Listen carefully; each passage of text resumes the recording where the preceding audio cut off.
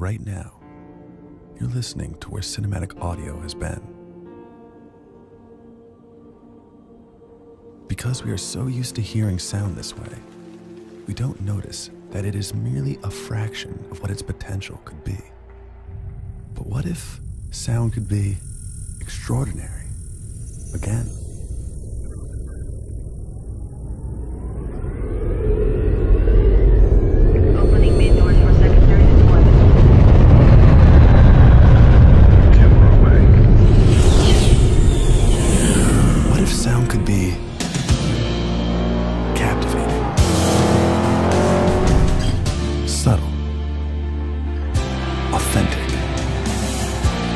What if sound could be deeper,